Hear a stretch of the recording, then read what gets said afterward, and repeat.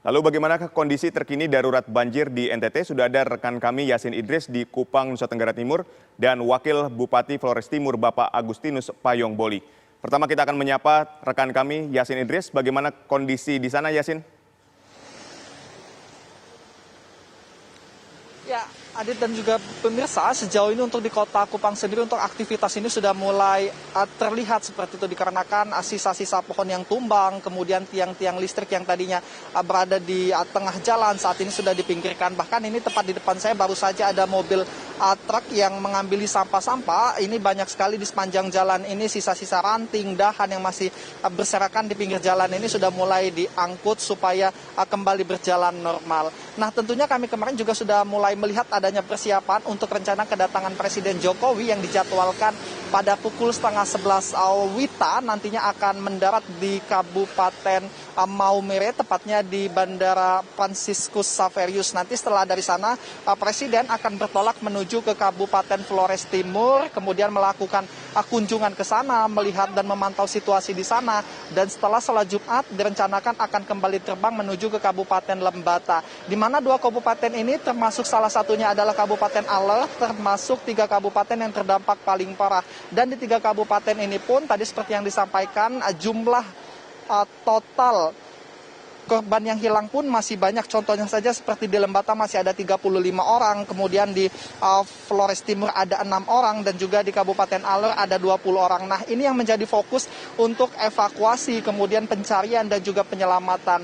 Kemudian seiring dengan adanya fokus ini, kemarin sudah tiba juga di Kupang ini yang menjadi salah satu pintu masuk ke kabupaten-kabupaten yang terdampak ini anggota Serdok dari BNPB, di mana mereka ini membawa sebanyak 5 ekor anjing rescue dan juga pencari dari Surabaya dan juga dari Jakarta yang nantinya akan diturunkan mulai hari ini. Rencananya mereka akan dijadwalkan berangkat pada siang hari ini menuju ke Kabupaten 3 fokusnya tadi, Lembata, Flores Timur dan juga Kabupaten Alor. Nah, diharapkan dengan adanya 5 anjing yang ini akan ikut memudahkan dalam proses pencarian, karena kita tahu untuk saat ini sangat sulit sekali untuk mengakses wilayah tersebut dikarenakan masih banyaknya lumpur, kemudian medan yang cukup parah juga.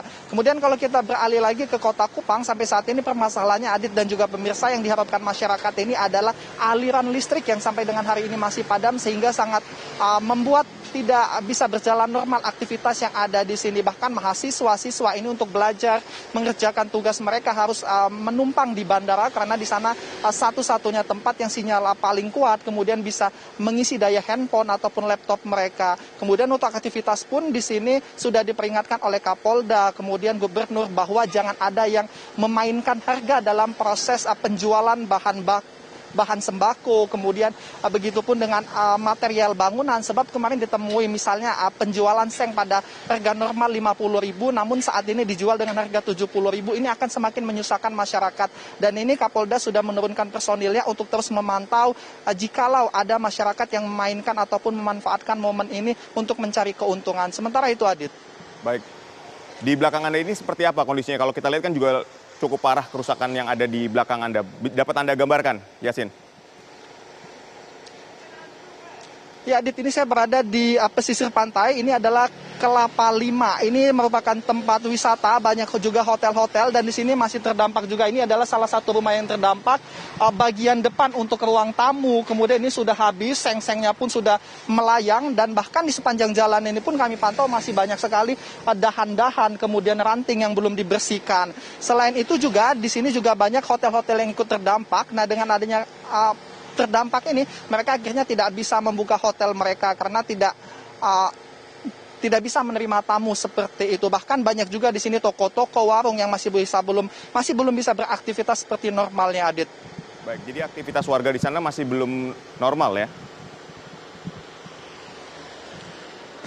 Ya, untuk sejauh ini untuk misalnya normal dalam arti kata di atas 80% belum, namun secara berangsur mereka sudah mulai buka, terutama untuk pedagang-pedagang penjualan sembako, kemudian penjualan warung-warung nasi, ini sudah mulai berangsur kembali buka. Namun tempat-tempat wisata ataupun yang berhubungan dengan entertain ini sampai dengan saat ini semuanya rata-rata masih tutup dikarenakan kebutuhan listrik tadi. Bahkan satu hal lagi, di sini penjualan genset semuanya sudah ludes terjual. Bahkan di hari kedua kami tiba di sini, penjual toko-toko toko genset ini sangat ramai sekali didatangi oleh pembeli, bahkan sampai ada juga pembeli ini yang pingsan karena antri untuk mencari genset ini. Begitu, Adit. Baik, terima kasih Yasin Idris mengabarkan langsung dari Kupang, Nusa Tenggara Timur. Dan kita beralih ke Wakil Bupati Flores Timur, Bapak Agustinus. Selamat pagi, Pak Agustinus.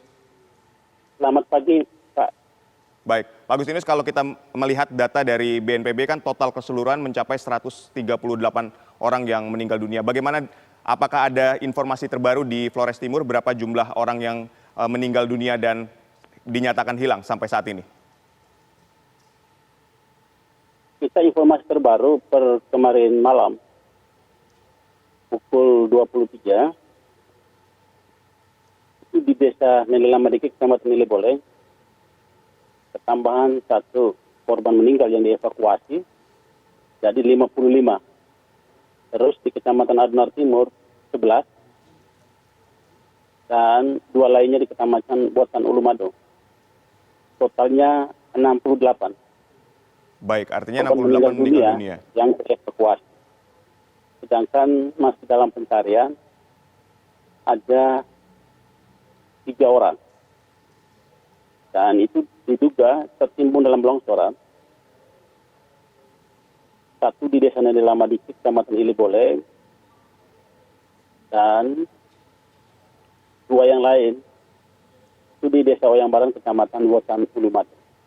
Dan proses evakuasi terus dilanjutkan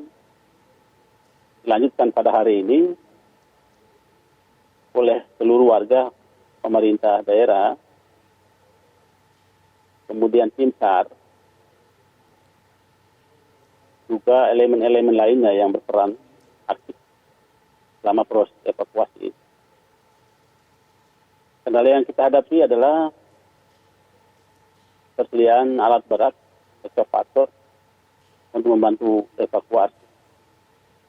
Terlebih, dugaan kuat korban meninggal dunia ini tertimbun dalam tumpukan longsoran, material batu besar, pasir, tanah, juga material-material runtuhan rumah lainnya. Demikian, Pak. Baik, lalu apa yang menjadi kendala, Pak, dalam proses pencarian dan evakuasi korban ini? Menjadi kendala adalah pertama, ketersediaan alat berat. Memang tengah dan sedang diupayakan mobilisasi alat berat dari Kabupaten Sika. Ada yang dalam proses perjalanan, dan jika sudah sampai di Pulau Adonara, itu pun akan mengalami hambatan karena terputusnya akses transportasi jalan jembatan yang memang benar-benar terputus. Akses transportasi jalan jembatan ini akan menghubungkan antar wilayah, kecamatan, juga desa. Terutama kecamatan atau desa yang memang menjadi dampak erat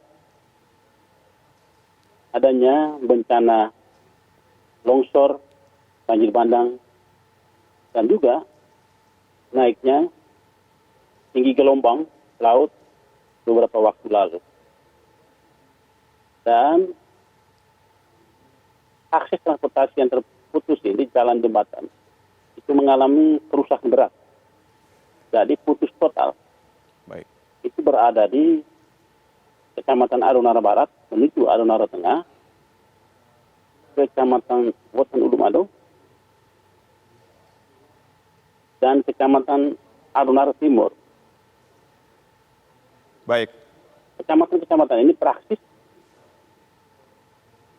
kendaraan nggak bisa dimobilisasi ke sana. Baik, Pak Agustinus. Karena terputus total. Baik, kami sudah menangkap informasi yang Anda sampaikan dan kami tentu berharap agar proses pencarian korban yang masih dinyatakan hilang ini dapat berjalan dengan lancar dan proses pemulihan di Flores Timur ini juga berlangsung dengan baik. Terima kasih Pak Agustinus telah menginformasikan kepada kami.